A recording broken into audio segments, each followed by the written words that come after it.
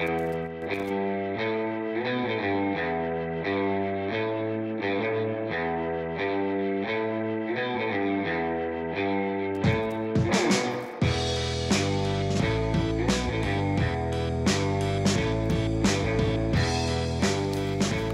están? Bienvenidas, bienvenidos al escenario del poder. Comienza Stock disponible por Vía X. Conversaciones necesarias en este Chile que estamos escribiendo entre todas y entre todos, y en Vía X, en tu propia vía. Abrimos la comunidad del pensamiento para ir pensando este país que construimos día a día. Un entrevistado que tiene mucho que ver, por supuesto, con la actualidad en este Living Ciudadano. Me refiero al ex capitán y también ahora abogado Rafael Harvey. ¿Cómo está, Rafael? Bien, bienvenido Freddy. A Stock Disponible. Gracias, Freddy, por la invitación. Uno de los primeros que destapó casos de corrupción en el ejército, en el alto mando también del ejército, lo que le costó su retiro, y ahora una ley que lleva su nombre para quienes no denuncien escándalos o actos de corrupción dentro de la fila, ¿no? La ley Harvey. Sí. Efectivamente, la ley 21.480, que tuvo modificaciones que ya la haré presente ahí a la Cámara de Diputados, pero por lo menos se tuvo la voluntad de hacer una ley que proteja a denunciantes, lo que no había antes. Sí. Rafael Harvey, hemos hablado harto nosotros dos acá en el estudio. La última vez tú me decías que esperabas que este gobierno te restituyera en el ejército, en la cual tú eres la quinta o sexta generación ya de oficiales en tu familia. Exacto. En la familia Harvey, que militares oficiales que han llevado el apellido Harvey, incluso comandante en jefe del ejército también, que han sido tus ancestros.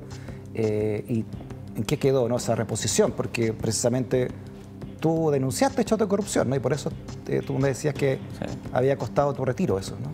Exactamente, claro.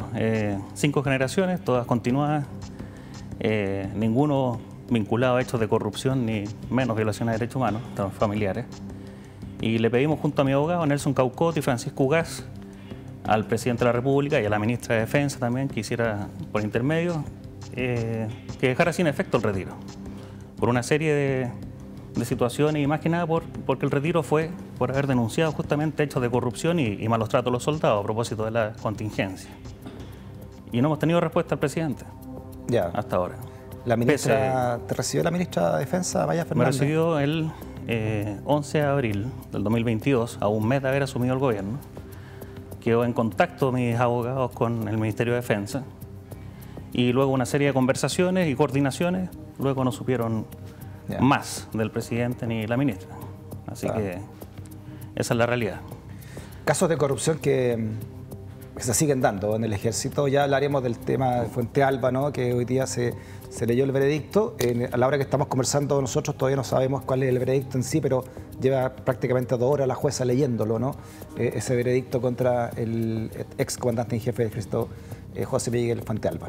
Pero también te traemos para hablar, Rafael, del terrible caso de Franco Vargas, del conscripto que falleció en una caminata allá en Putre, ¿no? Con el siguiente titular.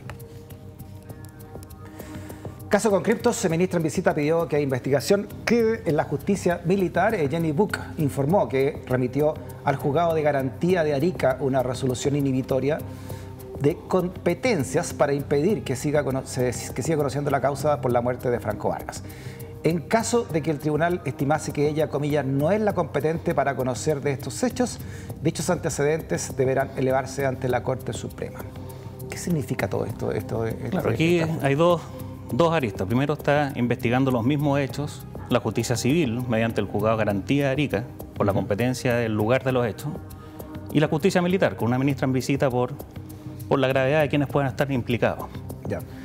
Ahora la ministra ha llegado a la convicción de que ella es la que tiene que investigar y le está pidiendo de manera amistosa, para que nos entiendan quienes nos ven, de manera amistosa al juzgado de garantía: mire, usted es juez de garantía, inhíbase, yo voy a seguir investigando, usted no siga. Si no se puede zanjar eso ahí, va a ir a la Corte de Apelaciones de Arica, para que la Corte de Apelaciones de Arica decida, y luego la Corte Suprema, si es que no hay decisión o si alguna de las partes queda con una insatisfacción en la decisión. Bueno, la mamá de Franco no quiere que esto lo vea la justicia militar, obviamente, ¿no? Claro, yo estaba en contacto con ella bien seguido, casi todos los días. De hecho, me llamó cuando pasó esto, conversamos, Y le comenté justamente, haciendo el nexo con lo primero que conversamos, le dije, Romy, yo no puedo llevar tu caso porque estoy a espera de que el presidente resuelva si me reintegra o no al ejército. Ya. Y sería complejo estar llevando tu caso y que luego el presidente dijera, sí, lo reintegro. Así que no puedo, pero la estoy apoyando con algunas opiniones y en lo que lo pueda apoyar, en lo moral también. Ya. Y bueno... Así, expliquemos un poco también, a raíz de que también está muy en boga este tema de darle más poder a la justicia militar, o que retome el poder que tenía, al menos en dictadura, mucho de eso. ¿Qué diferencia concreta hay, también como abogado, te lo pregunto, Rafael, entre la justicia militar o la civil, a la hora, por ejemplo, de entender un caso como este, ¿no? Bueno, esto justicia. Sin duda yo me atrevo a adelantar, Freddy, que lo va a ver la justicia civil. Creo yo que así va a ser por los fallos que he visto de la Corte Suprema reciente, debería ser así. Pero la justicia militar es la casa perfecta y es el manto perfecto para que la corrupción, los abusos y la impunidad se den. Por eso que la oposición quiere que cosas que tengan que ver con uso de la fuerza se vean en la justicia militar, porque le asegura impunidad. En eso tiene también responsabilidad el Ministerio Público, lo podemos conversar también. Pues la justicia militar no da garantía. Es un proceso cerrado, oculto, oscuro. No hay figura de querellante. Es muy difícil tener copia de los expedientes. Se sacan los expedientes con copias únicas. Son en papel, en físico, con expedientes cosidos, como antiguamente se hacía. Sigue esto siendo así. Que se pierdan o que se roben, como pasó con tus propios expedientes que fueron robados. Exactamente. Se perdió el expediente de sedición y nunca más se supo de eso. Sí, me llama mucho la atención, Rafael, también lo que acaba de decir el general Iturriaga, comandante y jefe del ejército, diciendo que él fue engañado prácticamente por sus subalternos cuando le explicaron las causas de la muerte de Franco Vargas. Él habló de imprecisiones, pero la segunda de la lectura obviamente es que no le entregaron la información correcta de esto, ¿no? Claro, eso es importante, se van quedando con la información que primero reciben, ¿no? Claro, entonces uno dice, bueno, si falsedades y tergiversaciones también habló Iturriaga, entonces uno dice, chuta, si le mienten al jefe mayor, al comandante en jefe, ¿qué iban a hacer con los civiles entonces? ¿Cómo? Pero también queda impune, algunos decían, están dando de baja a algunos oficiales, ¿no es así? Están proponiendo su retiro y el presidente, al parecer, por lo que dicen los medios, habría aceptado esa propuesta de retiro del general y del coronel. Tú hablabas de que tienen que ser destituidos y no retirados. ¿Cuál es la diferencia concreta entre ser destituido del ejército y retirado del ejército? La diferencia concreta es que al ser destituidos queda un registro de la razón por qué están saliendo. Segundo, al ser destituidos no pueden ejercer algún cargo público en 5 años. Quedan inhabilitados. Siempre se da que algún general que sale en estas condiciones, o algún coronel, es recontratado al otro día por el ejército. Por ende queda con su pensión y un sueldo adicional de recontratado. Al final es un beneficio. Salen ganando los retirados, entonces sí, podrían serlo, digamos, ¿no? Salen ganando. Con la pensión y además con un contrato nuevo como ya, entre comillas, civil. Y así pasó, también lo vimos en este programa, el año 2018. El gran titular fue que el presidente Piñera llamó a retiro a 22 generales de ejército. Los 22 generales al otro día fueron recontratados por el ejército. Eran generales cuestionados por el Milico Gate. Entonces, perdón, los cuestionados están recibiendo pensión y además un sueldo. No hasta el día de hoy, pero sí inmediatamente. En el 2018 pasaron a retiro, con un gran titular, insisto, del gobierno. Caso de corrupción, me está diciendo Milico Gate. Los 22. El mayor número en la historia, el mayor número de generales en la historia que han pasado a retiro, y al otro día, los 22 recontratados por el ejército. Escuchemos lo que dijo Iturriaga, ¿no?, respecto de lo que hablábamos de la información falsa que le habría llegado a él. El intenso trabajo que he llevado a cabo en estos días me ha dejado una duda razonable respecto de la correcta ejecución de la instrucción, del cumplimiento de los protocolos de régimen interno y protocolos sanitarios. Al respecto, hubo falta de diligencia y omisiones para pesquisar adecuadamente y en un tiempo prudente falsedades y tergiversaciones que conducen a la responsabilidad de mando de las máximas autoridades de la zona. Esto es sorprendente a mí como civil, me parece muy sorprendente, no sé a ti como uniformado, Rafael, esto que él mismo diga que le entregaron a él información falsa respecto de esto. ¿Qué sabes más del caso? ¿Qué sabes tú del caso? También se habla de que otro joven hay que amputarle una mano, también por esta misma caminata. Sí. O le amputaron la mano ya, de hecho, ¿no? Sí. Sí, hay inconsecuencia primero. Si el general dice que le mintieron y que hay datos imprecisos, es un delito, falsedad. Y la misma justicia militar lo puede perseguir. Entonces, proponer su salida pacífica y no enemistarse con el general y el coronel es lo más fácil para el general Iturriaga. En vez de, insisto, proponer su destitución y además pasarlo a la Fiscalía Militar por falsedad. Yeah. Eso sería lo coherente para este caso. Esto suena como cachetadas de payaso entonces para la opinión pública. Efectivamente, así es. Según lo que tú me estás contando, Rafael. Claro. Lo mismo pasa con todas las autoridades. En Chile aceptan la renuncia y no hay mayores consecuencias. Ahora, ¿qué más ha sabido de lo de Putre? He tenido conocimiento, he hablado con algunos oficiales de allá también.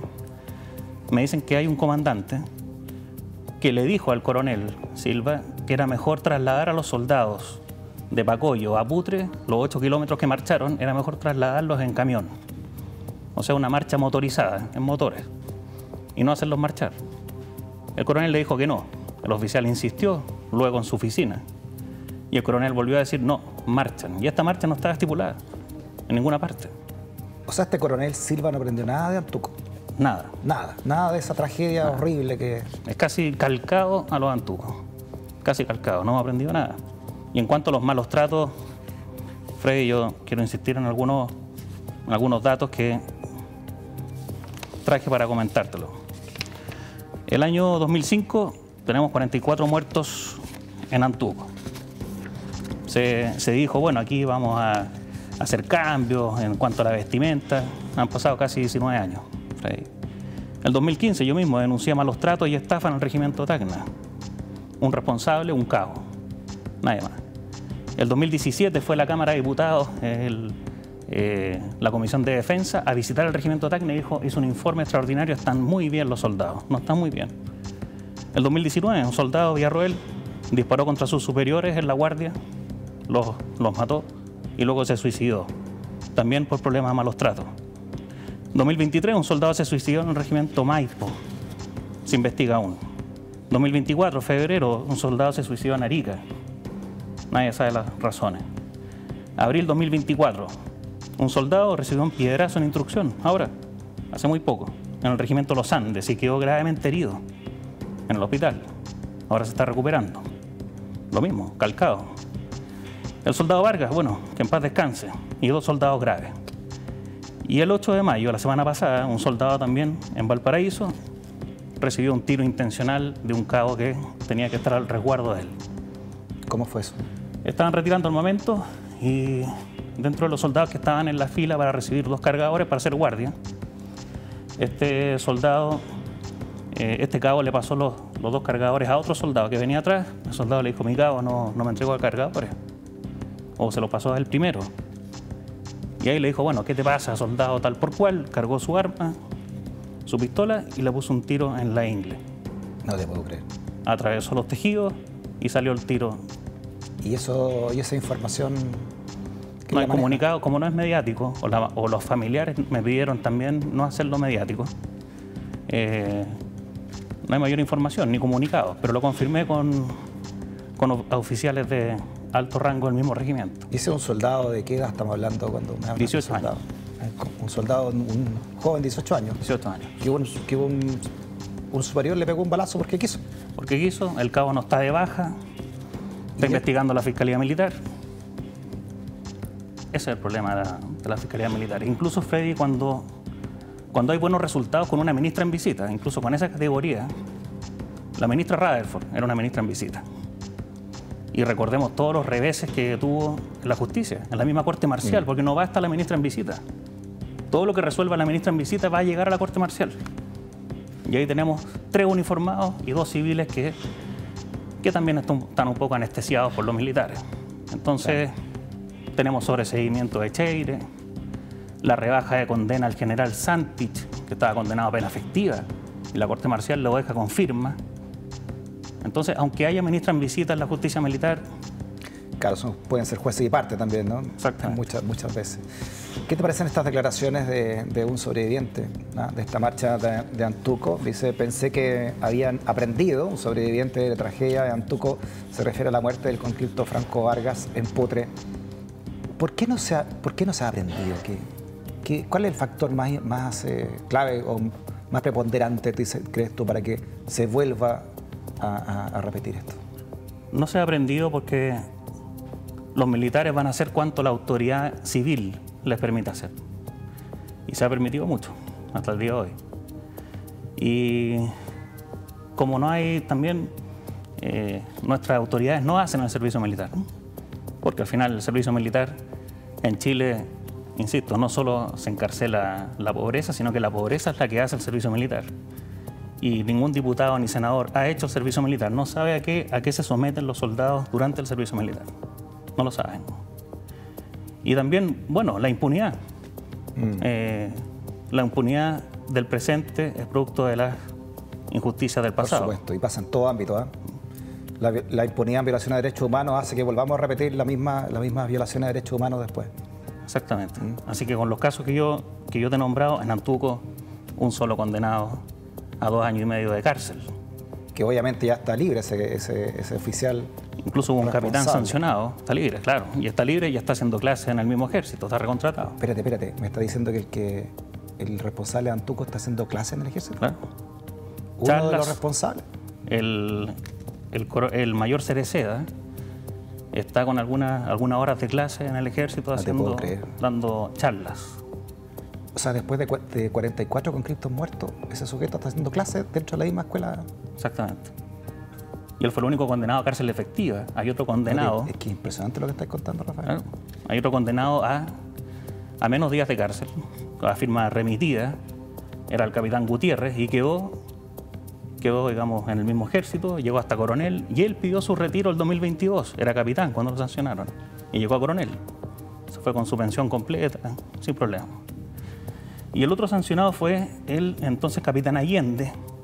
No es Allende, sino que es Allende. Él mismo se cambió el apellido para no tener relación con el otro Allende. La política, claro. Y está activo hasta el día de hoy. Impresionante. Y salió sancionado por responsabilidad de mando. ¿Cuánto clasismo hay en esto, Rafael? ¿Esto pasa en la escuela de oficiales, con los jóvenes que van a ser oficiales? ¿Este mismo trato o por lo menos, no han pasado las tragedias, pero ¿cómo es el trato diferente entre un conscripto y un joven que quiere ser oficial?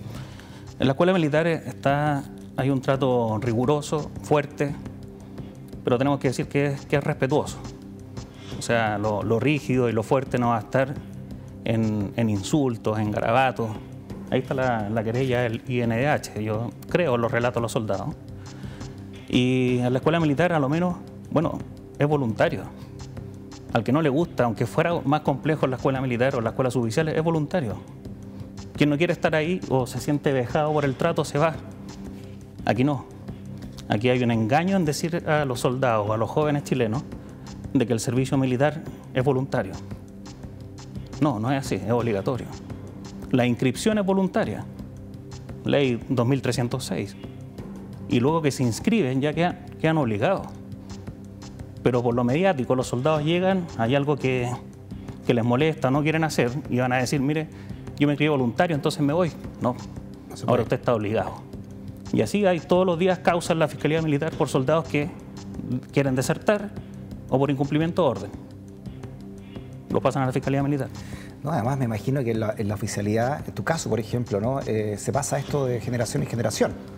Por lo tanto, ese cabro de 18 años que entra a la escuela oficiales puede ser el hijo de o el nieto de algún o alguien de la oligarquía o alguien de la oligarquía militar. O sea, me refiero nunca un oficial o retiro o adoptivo, ¿no? Claro, algún pariente directo o hijo de algún oficial no hace el servicio militar. No lo hace. Si quiere ser militar, va a entrar a la escuela militar. Algún hijo de un suboficial que quiera ser militar, está entrando muchos a la escuela militar. Hay una escala social, hay una positiva escala social. Y si no, a la escuela suboficiales. Pero al servicio militar no. Rafael, ¿está politizado el ejército chileno? ¿Cómo es un ejército realmente disciplinado en ese sentido, profesional, que está más allá de las ideologías, porque todos pagamos los impuestos para que ese ejército funcione, ¿no? Seamos de izquierda, de centro, de derecha, ¿no? Sí, ayer comentaba Mónica Rincón en otro canal que le habían llamado a algunas fuentes militares y estaban muy molestos con el Ejecutivo. Eso ni siquiera debería ser un tema, ¿no? El Ejecutivo o el presidente, sea quien sea, de mi gusto no, es el comandante en jefe de la Fuerza Armada. Es el que firma los retiros, los ascensos de los oficiales. Puede sacar un comandante en jefe. Entonces, hacer comentarios contra el presidente no cabe, digamos. Ni siquiera el marino, que está en una situación compleja por su hermano, tampoco cabía que hiciera algún comentario político o emplazar al presidente. Lo puede hacer de manera respetuosa, pero claro, está politizado. Siguen habiendo muchos resquicios del pinochetismo, Sí. y eso es nefasto. Y lo más nefasto es que están muy ligados o muy cercanos a la derecha, la actual oposición. ¿Cómo has visto al general Iturriaga dentro del ejército, Rafael? ¿Qué peso tiene hoy él? Te lo pregunto porque se ratificó en el cargo, ¿no?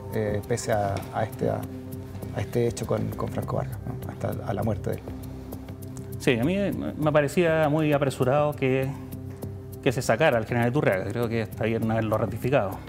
Pero sí es cuestionable que se haya demorado varios días en adoptar alguna medida o en concurrir al lugar de los hechos. Andaba en una comisión al extranjero, pero también pasaron varios días.